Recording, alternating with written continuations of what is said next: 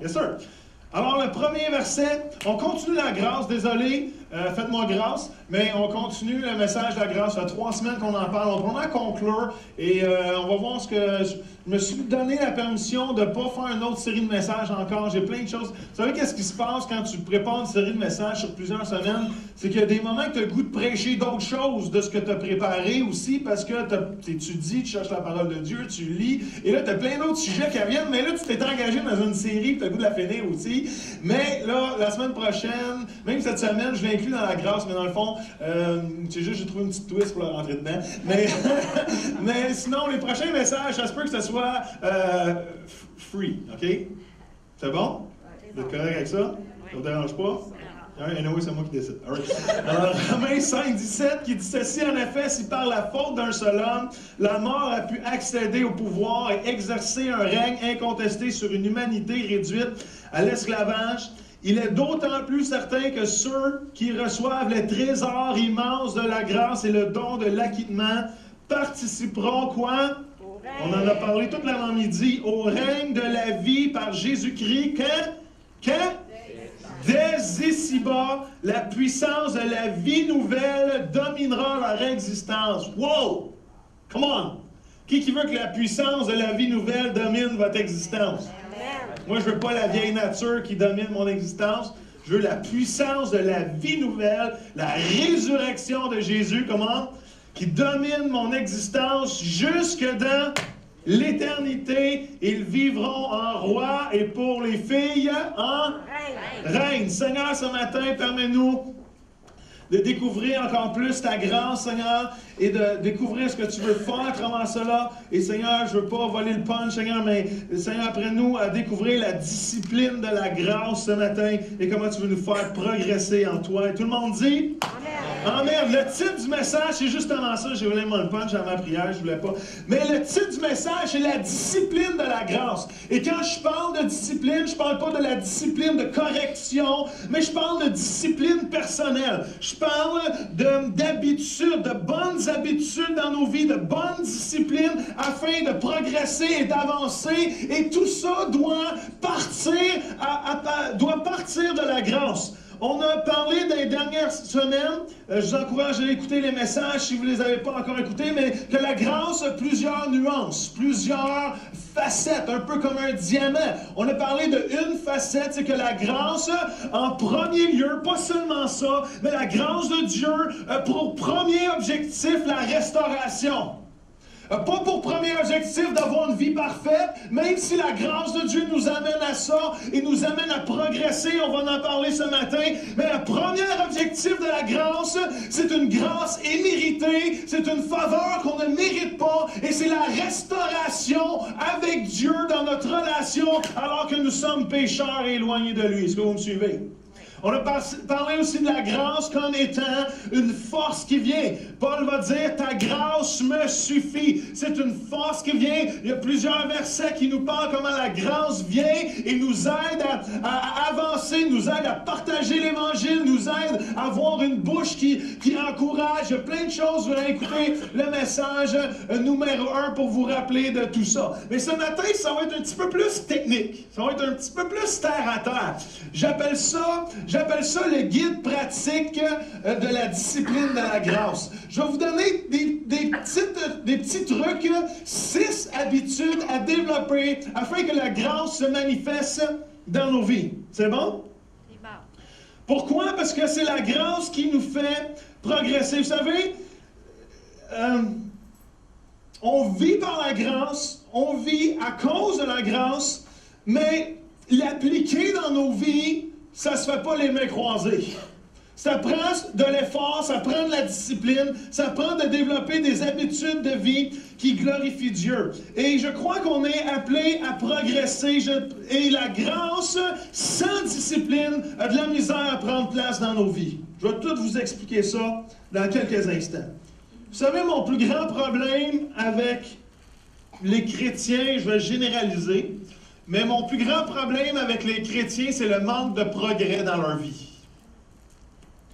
Je trouve que malheureusement, en tant que chrétien, on est souvent les mêmes chrétiens depuis 20 ans, depuis 15 ans, depuis 10 ans, et il y a peu de progrès dans la vie des chrétiens. On peut parler de l'être humain en général, mais je m'adresse à des chrétiens, je crois, que ce matin. Et malheureusement, on est chrétien depuis 40 ans et on n'a pas progressé, on n'a pas développé de dons spirituels, on n'a pas développé de maturité plus qu'il faut. Nos rêves, on les accomplit pas. Les appels de Dieu sur nos vies, on les rentre pas dedans. Et je crois qu'une des choses qui fait le plus mal à l'Église, c'est que le chrétien d'aujourd'hui ne progresse plus spirituellement, ne progresse plus dans l'appel, dans le mandat que Dieu a pour eux. Et souvent, on devient des chrétiens spectateurs, on devient des chrétiens consommateurs et on oublie tout le mandat qui est déposé sur chacune de nos vies. Peut-être ce que je vous dis ne vous plaît pas présentement, mais c'est une réalité qui frappe les églises aujourd'hui. On entend des messages, on se fait prêcher des messages à tous les dimanches, on écoute des messages, on lit des livres, mais pourtant, dans nos vies personnelles, il y a peu ou presque pas de progrès. Et la grâce est là pour nous faire progresser. Vous savez, la clé ce matin, la clé du progrès dans nos vies réside dans nos disciplines personnelles et dans nos habitudes de vie. Vous savez, on a tous des habitudes. On fait des choses par habitude. Tout le monde ce matin, en se levant, s'ils ont des cordons après leurs chaussures, ne sont pas posés la question comment attacher leurs chaussures. Vous avez appris ça à 4-5 ans. Il y en a qui ne les font plus, leur cordon, mais ça, c'est une autre affaire. Mais vous avez appris à 4-5 ans à faire un nœud de chaussure. Et ce matin, vous pouvez jaser, vous pouvez faire d'autres choses, vous pouvez penser à d'autres choses. Vous attachez vos chaussures sans même y penser parce que vous avez créé une habitude répétitive que vous êtes capable de faire, de répéter sans même y penser. Maintenant, ça, c'est un exemple bien stupide, si je pourrais dire, mais il y a bien des choses dans nos vies qu'on fait répétitivement. Il y a bien des habitudes, il y a plusieurs habitudes dans nos vies, il y a plusieurs façons de faire dans nos vies qu'on répète sans jamais se poser la question une seule fois, est-ce que cette habitude-là dans ma vie me fait progresser ou cette habitude-là me fait stagner ou cette habitude-là me fait régresser? Est-ce que vous me suivez? Et on vit la vie inconscient de notre vie personnelle sans même s'arrêter une fois. Est-ce que ce que je fais présentement me rapproche de Dieu, m'éloigne de Dieu ou fait totalement aucune différence dans ma vie spirituelle? Vous savez, la capacité de développer de bonnes habitudes dans les sphères importantes de nos vies ont cette capacité de nous faire progresser et de nous propulser dans notre destinée. Benjamin Franklin a écrit cette phrase-là et je trouve ça bien intéressant. Il a dit ceci. Il a dit, si tu additionnes toutes tes bonnes habitudes et tu soustrais tes mauvaises, le résultat est ta contribution à la société.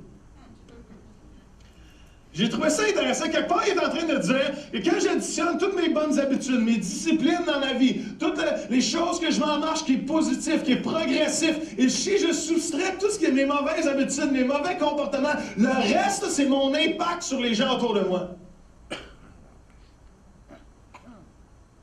Une chose est sûre, qu'on soit d'accord ou pas avec cette phrase-là, une chose est sûre, c'est mes mauvaises ou mes bonnes habitudes déterminent ma destinée, ça c'est sûr.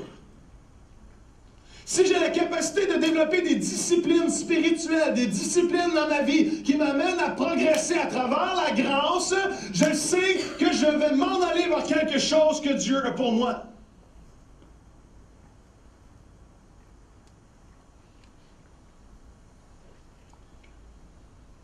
Il n'y a aucune discipline ou habitude dans nos vies qui arrive accidentellement.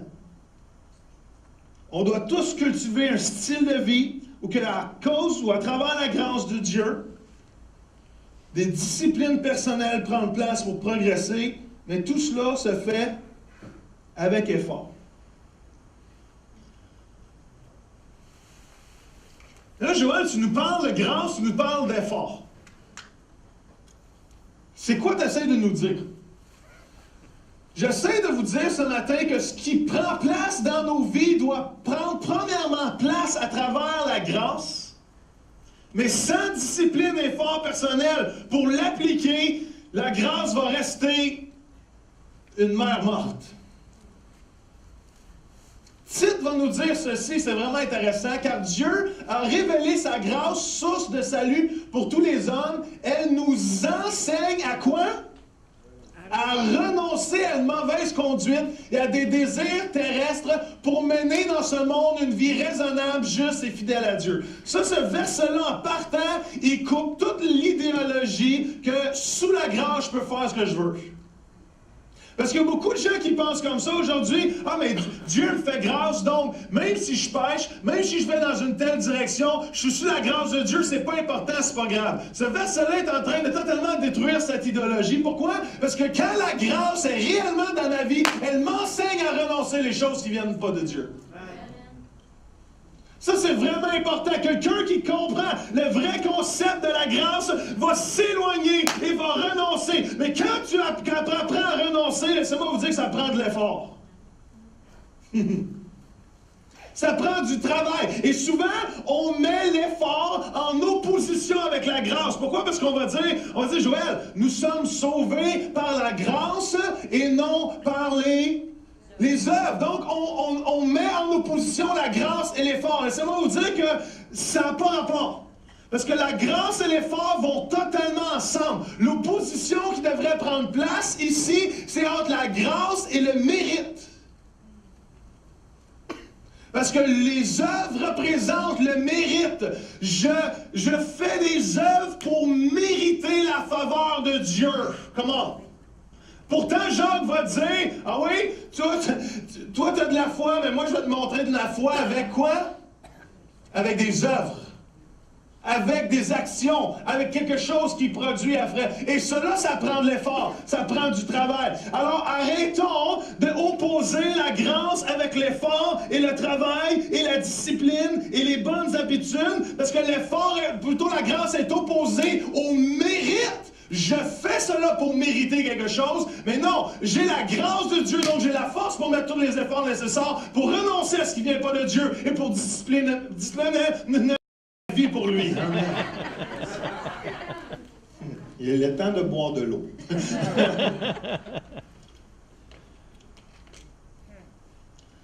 Même la parole de Dieu va nous dire ceci dans Éphésiens 4.3, « Efforcez-vous de maintenir l'unité que donne l'Esprit Saint par la paix qui vous lie les uns les autres. » Comment?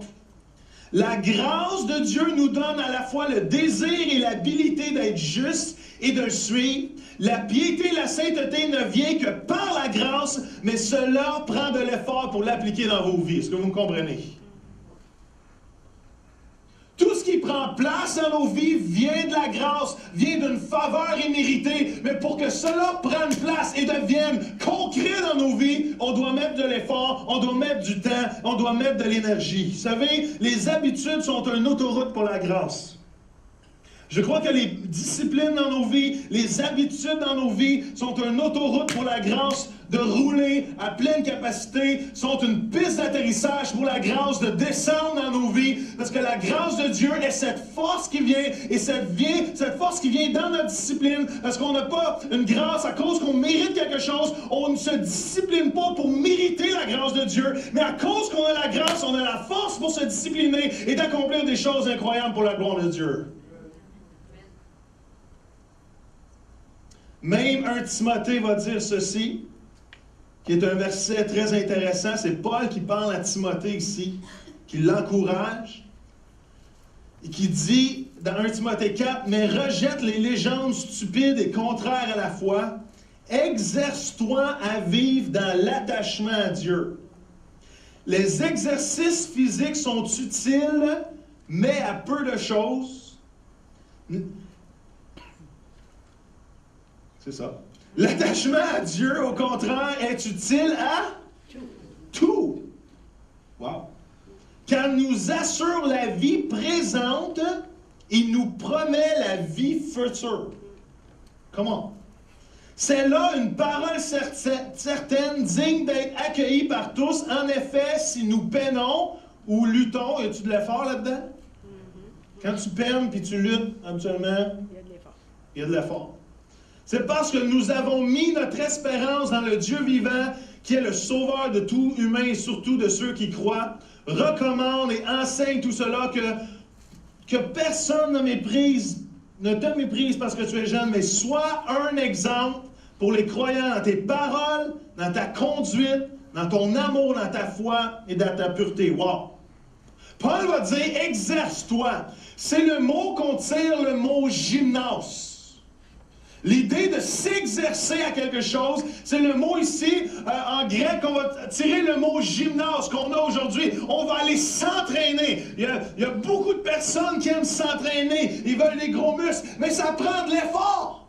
Il n'y a personne, ça a l'air qu'il y a des petites pilules maintenant qu'on peut prendre qui fait gonfler des choses, mais ouais, dis le même, je comprends pourquoi vous riez, là. C'est ça. Mais, anyway, je me reprends. Il y a des... On peut prendre des petites pilules et ça fait grand... Oh, anyway, c'est fini. C'est fini. Anyway, il y en a qui trichent. C'est ça que je veux dire. Il y en a qui trichent. Mais pour vraiment avoir un corps sain et développer de l'exercice, de la musculation, ça prend de l'effort, ça prend de lever des pas, ça prend d'aller au gymnase, ça prend de suer un peu. Et c'est comme ça qu'on développe un corps en santé. Mais Paul va dire, c'est utile, mais à peu de choses, all right? Mais si tu t'attaches à Dieu, par exemple, si tu t'exerces, si tu mets le même effort spirituel de t'attacher à Dieu, ça c'est utile à quoi? À tout! Pas juste à un peu plus de choses, pas juste à pas mal de choses, pas juste de plus de choses que l'autre, non, c'est utile à tout. Donc quand je m'exerce à m'attacher à Dieu, donc quand j'exerce la discipline, on s'entend-tu que d'aller au gymnase 3-4 fois par semaine, ça prend de la discipline.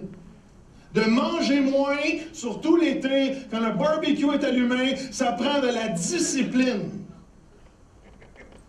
Mais sans discipline, il n'y a pas de fruit. Sans discipline, il n'y a pas de progrès. Et la parole de Dieu, ce que j'essaie de vous rentrer dans la tête ce matin, c'est que la grâce est là pour que des disciplines spirituelles soient présentes dans notre vie pour nous amener à progresser en Jésus. Comment? Parce que trop souvent, en tant que chrétien, on est stagnant.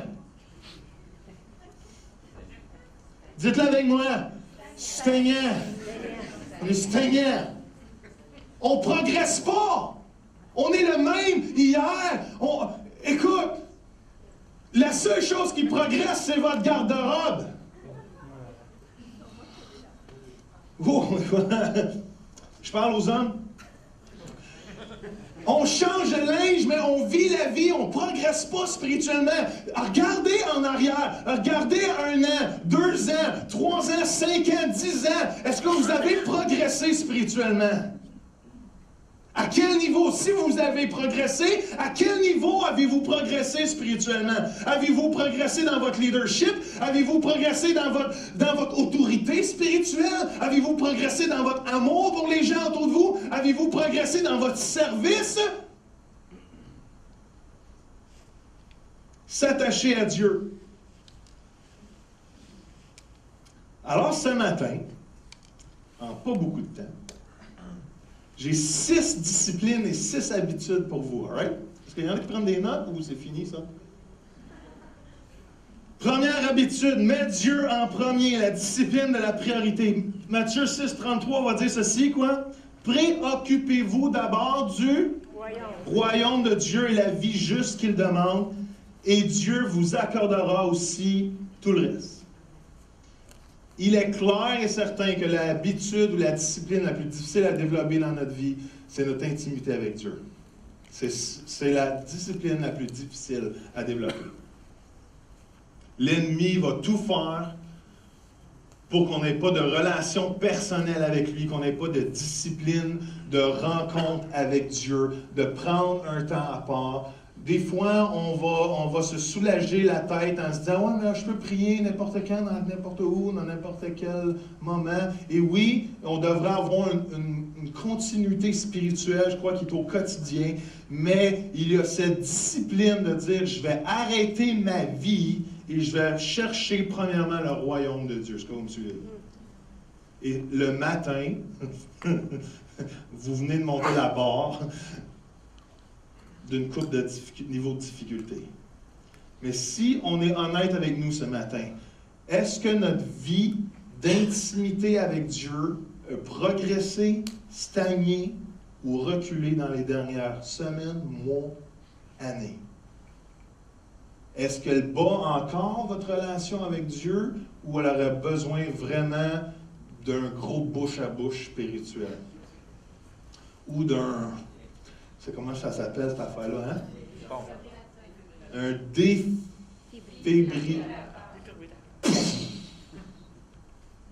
Parce qu'on peut tomber dans le panneau de venir à l'Église semaine après semaine et oublier ce qu'on a fait ce matin, c'est de dire, papa, moi, je prends un temps, je m'arrête et je m'abandonne complètement à toi. Il devrait avoir un désir dans notre cœur qui dit, je veux être comme cette biche qui soupire auprès des courants d'eau. Il devrait avoir un désir dans notre cœur comme ce psaume qui dit que les gardes attendent le jour comme on devrait attendre le Seigneur, de se rapprocher de Dieu, d'avoir ce moment d'intimité avec Dieu, de prendre du temps à part, de fermer la télévision, de fermer les autres distractions, d'aller coucher les enfants plus tôt, de se lever une demi-heure plus tôt, mais de trouver ce temps où je peux être seul avec Dieu. Oui, je peux parler à Dieu dans mon auto. Oui, je peux parler à Dieu au travail entre deux téléphones. Mais y a-t-il un moment où que je m'arrête et je cherche le royaume de Dieu en premier? Parce que c'est une clé pour avoir tout le reste. Vous me suivez? Il y a beaucoup de gens qui pataugent dans la vie et essaient de progresser et oublient que la clé première, que la discipline première dans notre vie, c'est l'intimité avec Dieu. Laissez-moi vous dire, si vous n'avez pas d'intimité avec Dieu, si vous ne prenez pas de temps à part pour lui, je suis convaincu à 200 000 à l'heure qu'il n'y a pas ou presque pas de progression spirituelle dans votre vie. C'est impossible. Vous pouvez entendre un message et être motivé pour une semaine, mais tant qu'on ne développe pas la discipline personnelle de lire la parole de Dieu, d'entendre sa voix, de le prier, nos vies n'ont pas ou très peu de progression spirituelle. Est-ce que vous me suivez? Et on marche sur le surf de la dernière fois où on a été touché de la part du Seigneur. Deuxième chose, all right? J'y vais rapidement ce matin. Sors tes poubelles. La discipline de la transformation. Romains 12,2 dit ceci, ne vous conformez pas aux habitudes de ce monde, mais laissez Dieu vous transformer, vous donner une intelligence nouvelle. Vous pourrez alors discerner ce que Dieu veut, ce qui est bien, ce qui lui est agréable, ce que Dieu fait et ce qui est parfait. Vous savez, ici, il y a une commande négative. Dieu est en train de dire, par la bouche de Paul, est en train de dire, arrête de te laisser influencer par les choses du monde. Arrête de regarder les images du monde. Arrête d'écouter les philosophies du monde. Moi, c'était pas dans mes notes, mais ça va sortir. J'ai bien la misère à voir des gens qui postent sur Facebook des phrases qui sont tellement cool, mais quand tu regardes de où ça vient, c'est des sites de New Age. Et même si la phrase, elle est correcte, ça me fatigue quand je vois, puis je vois d'où ça vient, ça, puis je vois des gens, des chrétiens qui like, et c'est des sites de New Age. Guys, je sais que vous voulez vous encourager avec des petites phrases cute, là. Mais postez donc des versets à la place. Postez quelque chose qui tire de la parole de Dieu et non du self-help. I'm my God and I can do better by myself. Je vais me traduire. Que je suis mon propre Dieu, que je suis capable par moi-même. Oui, on doit mettre des efforts, et oui, il y a des dons et des capacités, mais le point de départ de ma vie, c'est la grâce de Dieu. Fin de la parenthèse. Ça dit, arrêtez de permettre au système de ce monde toutes les idées de façonner notre vie. Et ensuite, une commande positive, il dit, laisse-moi changer tes pensées. Laisse-moi changer la façon dont tu penses. Laisse-moi transformer ton intelligence Et ce que tu vas t'apercevoir, c'est que tu vas rentrer dans la volonté de Dieu et ce que tu vis va être agréable, parfait. Dans nos vies, il faut apprendre à se débarrasser des poubelles du monde dans nos vies. Vous savez, je peux-tu être franc avec vous? Comment? Je peux mettre les francs. Il y a beaucoup de gens qui ne réalisent plus.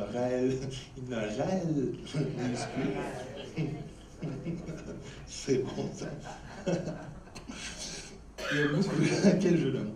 Il y a beaucoup de gens qui ne réalisent pas que leur vie est remplie de poubelles et qui sont tellement habitués avec ces poubelles-là qu'ils ne réalisent pas que c'est contraire à la volonté de Dieu pour leur vie.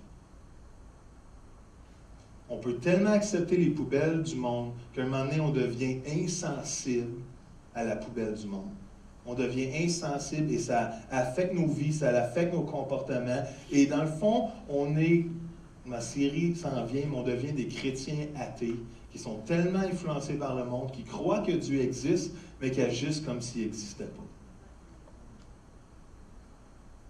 Et tant que tu ne te débarrasses pas de ces poubelles-là, ou même que tu ne t'éloignes pas de ces poubelles-là, tu ne réalises pas, dans le fond, que ce qui est en dedans de toi, ça pue. Exemple. J'ai eu des amis dans ma jeunesse qui avaient des chats.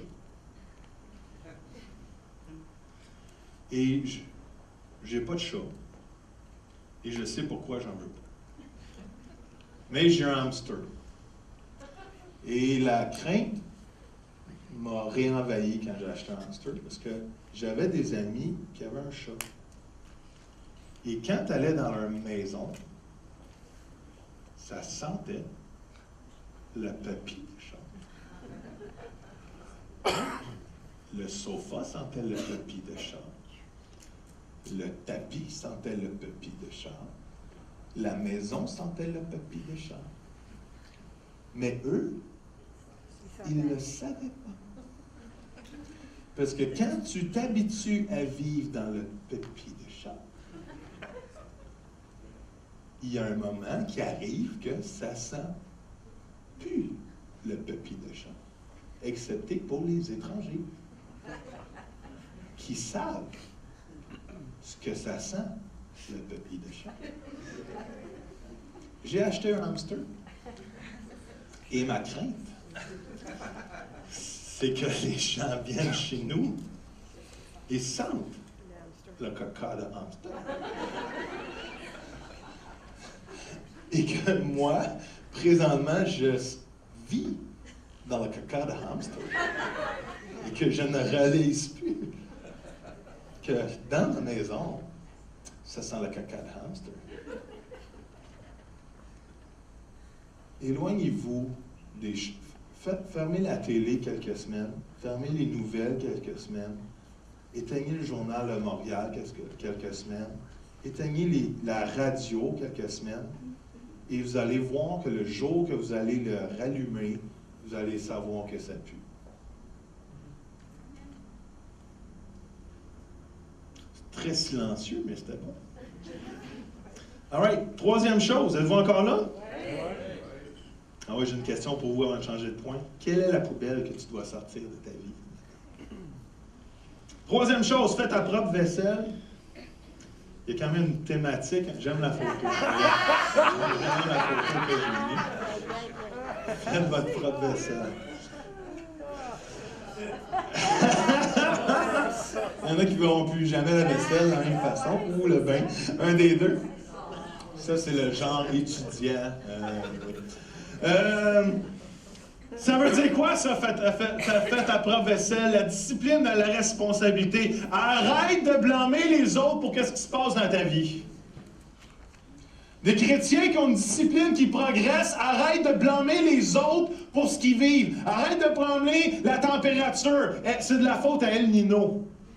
Arrêtons de blâmer ce qui se passe dans le monde, arrêtons de blâmer le péché, arrêtons de blâmer les événements, ce que le pasteur fait, ce que le pasteur fait pas. Prenons responsabilité pour nos vies, c'est comme ça qu'on va progresser dans la vie. Il y a trop de gens aujourd'hui, j'aimerais ça me promener avec des enregistreurs. J'aimerais ça, je pense que je vais commencer à le faire. À votre insu. Mais j'ai tellement de conversations avec plein de gens, que ce soit dans l'Église ou à l'extérieur de l'Église, et moi, je suis très attentif, je suis très remarqueux, je suis très écoutant. Et je fais partie de ce que je vais dire moi-même. Mais Boswell, en lettres majuscules, comment on se donne des défaites dans la vie. On se donne des défaites pour ce qu'on n'a pas fait. Ça, on s'en donne. Prenez donc responsabilité, et je me parle à moi aussi, Joël, prends donc responsabilité pour ce que tu n'as pas fait ou ce que tu as fait. Arrête de domper ta vaisselle dans l'évier du voisin. Ramasse ton linge.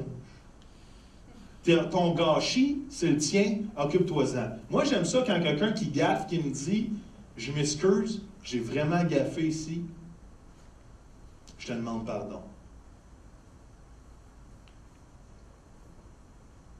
Vous savez, ceux qui ne comprennent pas le principe de la grâce vont toujours se donner des défaites pour les choses qu'ils ne font pas dans la vie.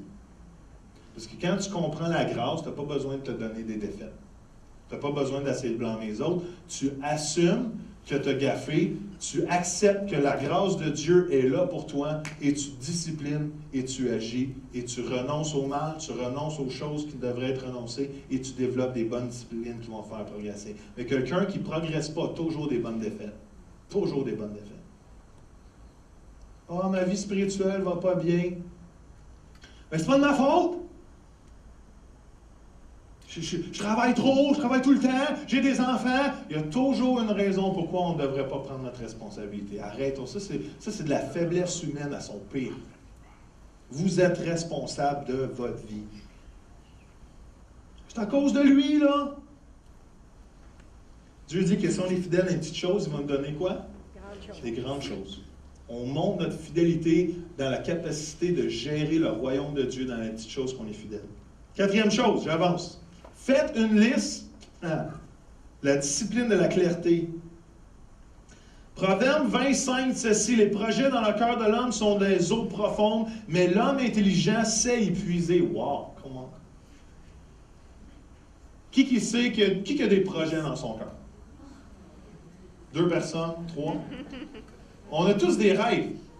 La parole de Dieu ici, le proverbe est en train de nous dire, en dedans de nous, là, il y a une mer de rêves présentement. Il y a un lac de rêves, il y a un lac de possibilités, il y a un lac de dons, il y a un lac de choses à accomplir, il y a un lac de désir en dedans de nous. Il y a quoi? En plus, c'est pas peu profond, c'est très profond. Il y en a du stock en dedans de nous. Dieu a déposé des choses incroyables. Mais les gens intelligents ont la capacité d'aller puiser dans cette banque de rêves-là et les faire apparaître, et les faire progresser, et les faire venir au grand jour. Est-ce que vous me suivez? Il y a beaucoup de gens qui vivent sur les bonnes intentions, mais il y a peu de choses qui progressent ou qui avancent dans leur vie. Il y a beaucoup de gens qui ont des rêves. Moi, un jour, je vais faire ça. Et peu de gens vivent leurs rêves. Pourquoi? Parce qu'ils ne savent pas comment aller puiser au fond de leurs rêves, aller puiser au fond du cœur de Dieu. Parce que quand tu fais les 3 premiers points, quand tu mets Dieu en premier, quand tu cherches sa face, quand tu te débarrasses des choses qui ne viennent pas de lui, quand tu purifies, quand tu cherches la face de Dieu, quand tu nettoies, quand tu prends responsabilité, quelque chose qui se passe, c'est que dans ton cœur, le cœur de Dieu commence à se manifester et tu peux faire confiance aux désirs qui émanent de ton cœur parce qu'ils viennent de Dieu et Dieu veut les accomplir, ces désirs-là. Ce n'est pas des désirs égoïstes. Si tu es rempli de poubelles, tes désirs vont être égoïstes. Mais si tu nettoies des poubelles, et si tu fais ta vaisselle, et si tu prends responsabilité pour ta vie, tu vas voir les rêves de Dieu commencer à émaner. Il y en a qui disent « Ah, mais j'avance jamais dans la vie. » Pose-toi la question. Pourquoi? Vous êtes vraiment silencieux avec moi ce matin. Écrivez vos rêves. Je vous ai fait faire une liste de 100 rêves. Qui, pour le fun, a écrit sa liste de 100 rêves? Il y en a qui sont rendus à 2 rêves. Un, c'est « Je rêve d'écrire ma liste de 100 rêves. » C'est sur le site Internet que Sam me souffle à l'oreille. Les amis, allez écrire votre liste des 100 rêves. J'ai enseigné ça aux jeunes de Lakemount et une des jeunes filles, que ce soit des rêves spirituels ou des rêves bien terre à terre, Dieu aime, on appelle ça des kisses from a good God. Dieu aime ça juste parce qu'il nous aime, nous bénir avec un rêve qui des fois peut être juste naturel, mais quelque chose que notre être veut vivre. Et Dieu nous bénit avec ça. Parce qu'il nous aime. All right? Mais comment tu veux vivre tes rêves si tu n'es pas capable de les mettre et les verbaliser sur une liste?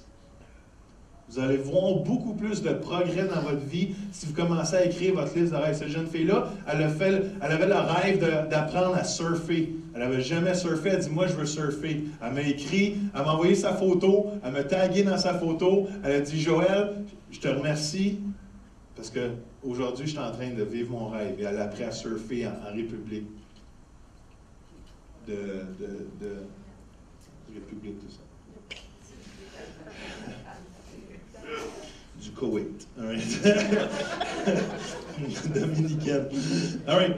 Avez-vous remarqué que quand tu mets quelque chose devant tes yeux, tu le vois partout? Qui a déjà rêvé changer d'auto ici? Hein? Qui s'est arrêté sur l'auto qu'il voulait? Tu sais, quand tu es vraiment sérieux, là. Moi, je veux une Lamborghini, là. Non, tu sais, je veux une Toyota Eco grise, là, tu sais. Et je veux une Fiat. Et qu'est-ce qui arrive quand tu es décidé que c'est ce modèle-là que tu veux? Qu'est-ce qui arrive? Hein? Merci Sephora, je veux juste savoir s'il y en a d'autres. Qu'est-ce qui arrive, Simon? Effectivement. Mais qu'est-ce qui arrive quand tu as décidé que tu veux une auto ou qu'il y en a une, c'est vraiment elle, ce modèle-là que tu veux? C'est quoi qui arrive? Tu le vois partout! Tu gravites non intentionnellement. Moi, quand je voulais mon Envoy, je savais même pas que ça existait avant que je décide d'avoir un Envoy. Mais je me suis aperçu que je suis pas tout seul à avoir un Envoy. Et là, quand tu le désires, wow, c'est la même chose avec les rêves. Quand tu écris tes rêves, tu les mets devant les yeux. Quand tu les vois, tu vas graviter non intentionnellement devant tes rêves parce que tu les mets toujours devant tes yeux. Est-ce que vous me suivez? Écrivez vos rêves. Écrivez vos rêves. All right, j'avance. Êtes-vous encore là? Oui. 5. Faites quelque chose là. La discipline de la non-procrastination. J'aime ça. Just do it demain.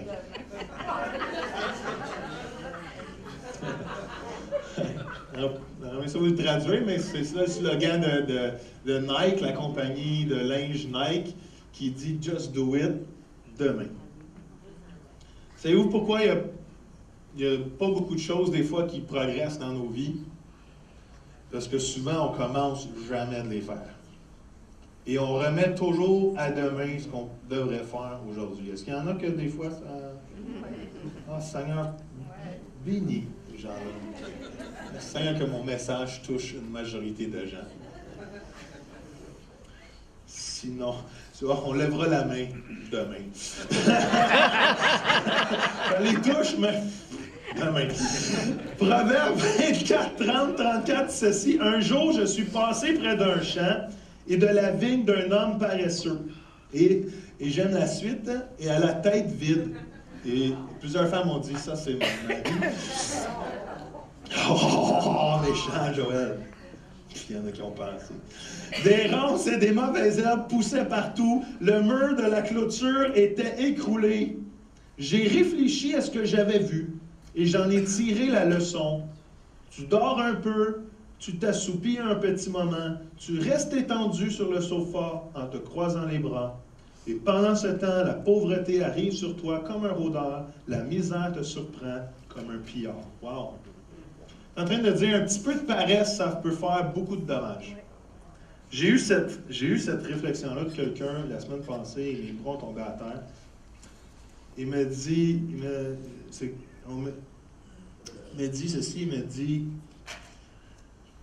on a un enfant vraiment difficile à nous pète des crises incroyables si elle le pousse KO. Hein, jusque-là, on se comprend.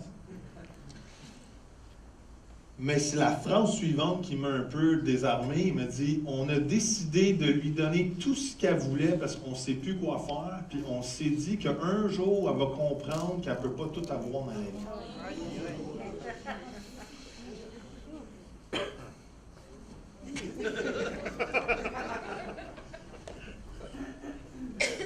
C'est une théorie. Mais il y a des bonnes chances aussi qu'elle s'aperçoive plus tard qu'elle veut encore tout ce qu'elle veut parce qu'elle a appris d'avoir tout ce qu'elle veut et qu'elle soit une fille vraiment frustrée dans la vie de maintenant pas avoir ce qu'elle veut et de ne pas comprendre qu'elle doit arrêter de vouloir ce qu'elle veut. Ou elle va comprendre qu'elle ne peut pas avoir ce qu'elle veut et elle va t'en vouloir de y avoir donné tout ce qu'elle voulait quand elle était jeune. Remets pas à demain ce que tu devrais faire aujourd'hui ou investir aujourd'hui en pensant que ça va s'arranger tout seul dans la vie. Je peux-tu te donner un truc? Et c'est pas facile. Et il y a bien des choses que je me prêche à moi ce matin. Donc c'est un message pour moi, mais ça me fait plaisir de vous en parler. Parce que qui veut du progrès dans sa vie? Hein? Qui trouve que n'est pas encore rendu qu'il devrait être? Ah, ouais, c'est bon. Je suis pas tout seul à aimer mon petit.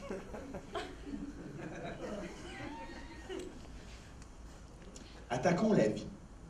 Un petit truc, faisons les choses difficiles en premier. On a tendance, et moi, ça c'est une de mes faiblesses, demander à ma femme. Ah, elle n'est pas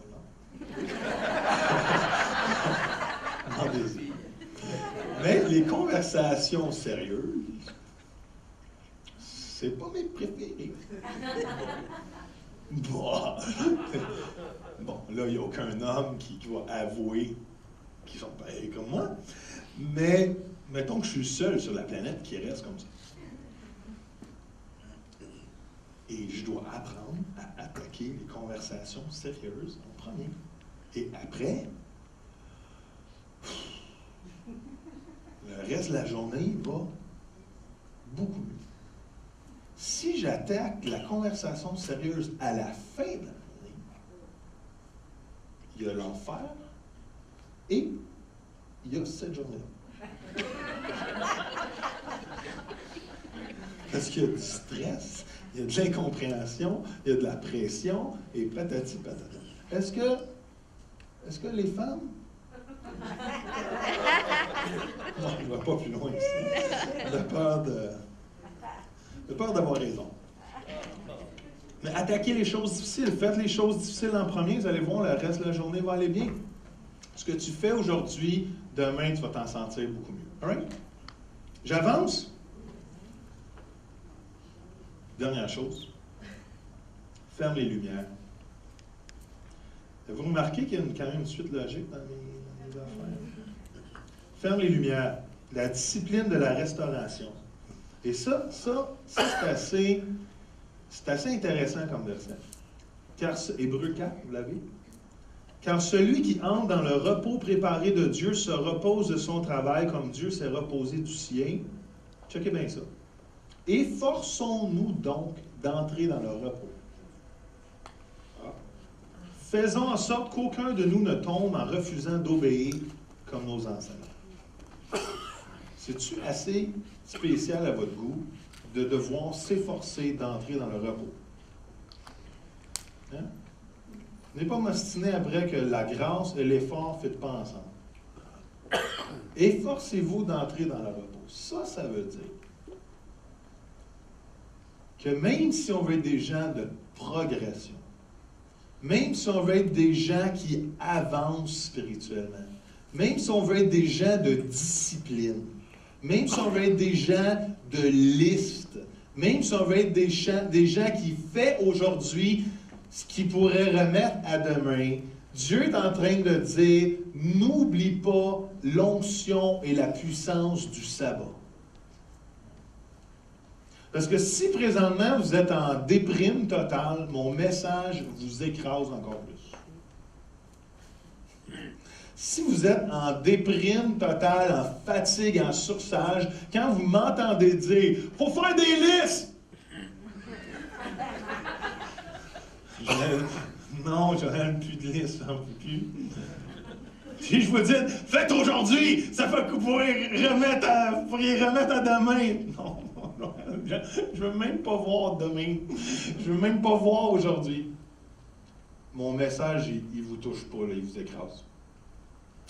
Mais quand vous comprenez que dans la discipline qu'il y a, c'est de s'arrêter et de se reposer dans les bras de notre papa, il y a une grâce qui est là. Est-ce qu'on est capable de fermer l'ordinateur? Est-ce qu'on est capable de fermer le cellulaire? Un de mes amis qui a dit ça, il dit, nous, à la jeunesse, à cette heure, on met tous nos cellulaires au milieu de la table. Quand on va après la jeunesse au restaurant, souper ensemble, on met tous les cellulaires au milieu de la table. S'il y en a un qui y touche avant la fin du repas, c'est lui qui paye la facture. Le seul problème, c'est que c'est toujours moi qui paye la facture. Est-ce qu'on est capable de s'arrêter, de prendre du repos? Est-ce que vous connaissez la compagnie Chick-fil-A? Est-ce qu'il y en a? Oui. Hein? Ceux qui vont aux États-Unis sont supposés connaître, ceux qui vont en Floride sont supposés connaître Chick-fil-A. Et Chick-fil-A, c'est une compagnie de poulet. Et c'est vraiment le meilleur. C'est vraiment bon. Alright? Si vous allez quelque part en Floride, vous voyez un Chick-fil-A, arrêtez de manger du poulet. Savez-vous que les propriétaires de Chick-fil-A, c'est des chrétiens très, très, très convaincus et convaincants. Et ils ont décidé que eux, leur restaurant, il ne serait jamais ouvert le dimanche. Jamais ouvert le dimanche. Alors, si vous pouvez aller chez Chick-fil-A un dimanche, mauvaise journée. Pourtant, le dimanche, c'est une très, très bonne journée d'affaires. Chick-fil-A a dit non, nous, le dimanche, c'est la journée du Seigneur et on ne rouvrira jamais aucun dimanche. Et il n'y a aucun Chick-fil-A. Il y a une journée par semaine qui sont fermées. Alors, les gens vont chez McDo à place, chez Burger King, parce que c'est tout, mettons, des compétiteurs similaires. Mais ils croient Dieu que dans les 6 jours, ils vont faire autant d'argent que dans les 7 jours. Et Chick-fil-A est une des chaînes qui présentement a le plus de croissance aux États-Unis. Même un de mes rêves, qui n'est plus sur ma liste de rêves, mais était d'ouvrir le premier Chick-fil-A au Québec. Ça a été j'ai dit, mais comme ça, je peux prêcher le dimanche, payer le pasteur. Non, mais tu sais, le gars, il y a une suite dans... Mais les Chick-fil-A ne sont pas encore le droit de venir au Québec. Right? Probablement à cause de Saint-Hubert. Right. Mais fermons la switch, restaurons. All right, il me reste 5 minutes. J'ai pris beaucoup de temps ce matin, je savais que c'était pour avoir plus de temps, mais fermez les yeux quelques secondes. Right? On va être bien terre à terre, comme je vous l'ai dit, on a eu super le bon temps dans la louange de Dieu, dans la présence de Dieu.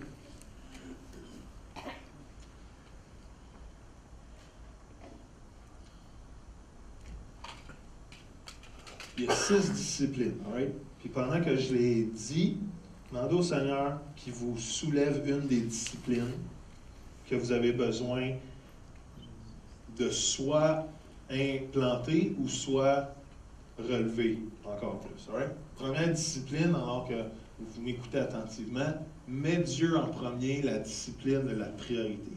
Est-ce que dans votre vie ce matin, l'idée de mettre Dieu en premier, de passer du temps avec lui, est une discipline qui est présente? La discipline de sortir vos poubelles. Est-ce que présentement, vous savez qu'il y a beaucoup de cochonneries qui est là, des standards du monde, des pensées du monde, des images du monde, et que vous avez besoin de faire un nettoyage ce matin. Apprendre à découvrir la discipline de marcher dans la sainteté, de vous efforcer à renoncer à ce qui ne vient pas de Dieu et de marcher d'une façon juste et raisonnable. Est-ce que vous avez besoin de développer l'idée de faire votre propre vaisselle? Est-ce que vous avez besoin de développer la discipline de la responsabilité, de prendre responsabilité pour les choses qui arrivent dans vos vies? De prendre responsabilité pour le gâchis peut-être que vous avez fait, de prendre responsabilité pour les problèmes qui sont dans votre couple, qui sont dans votre famille, qui sont au travail. Est-ce que vous êtes capable de prendre responsabilité? Est-ce que c'est une discipline que vous devez mettre en place dans votre vie? La discipline de faire une liste. Vous savez, l'endroit le plus riche de la planète, c'est le cimetière. Parce que dans le cimetière, il y a des livres qui n'ont jamais été écrits. Dans le cimetière, il y a des chansons qui n'ont jamais été chantées. Dans le cimetière, il y a des peintures qui n'ont jamais été peintes. Il y a des chansons qui n'ont jamais été écrites. Il y a des compagnies qui n'ont jamais vu le jour. Si je pouvais aller creuser le cimetière et récupérer tous les trésors qui ont été enfouis là, parce qu'ils n'ont jamais pris place ou qui n'ont jamais devenu à la réalité, je serais l'homme le plus riche sur la planète. Vous êtes une source de rêve et de désir. Est-ce que vous avez la discipline d'aller les puiser et de les vivre? 5e chose, faites quelque chose là. Est-ce que vous êtes quelqu'un qui est un procrastinateur? Vous remettez toujours à demain ce que vous devez faire aujourd'hui. Vous avez des bonnes intentions, mais il n'y a vraiment pas beaucoup de progrès. Pourquoi? Parce que vous avez de la misère à attaquer la vie aujourd'hui. Vous prenez une décision, vous la changez. Vous faites un choix, mais vous ne le baquez pas avec des actions. Est-ce que vous avez besoin ce matin d'avoir plus de discipline à ce niveau-là? Et 3e chose, pas 3e chose, 6e chose. Est-ce que vous avez besoin de fermer les lumières? Est-ce que vous avez besoin de vous arrêter? Vous êtes un un bourreau de travail, un alcoolique du travail, un workaholic. Vous n'êtes pas capable de vous arrêter de penser. Vous êtes à la maison, vous êtes là, mais vos enfants autour de vous, vous ne les voyez pas. Vous êtes présent, mais vous n'êtes pas réellement présent. Votre corps est là, mais votre esprit n'est pas là. Êtes-vous capable de vous arrêter de travailler pour prendre soin de votre époux, votre épouse, de prendre soin de juste vivre la vie? Êtes-vous capable de rentrer dans une saison de sabbat dans votre vie et de faire confiance que quand je prends un repos et quand je mets Dieu en premier, Dieu s'occupe du reste. Et Dieu me donne le reste. Dieu est capable de me donner une onction de chick-a-feeling. Et que même s'il y a des choses que je fais moins, je vais accomplir plus pareil. Si vous avez une discipline ce matin que vous avez trouvée, je vous demande de vous lever debout dès que vous l'avez. Je prie pour vous.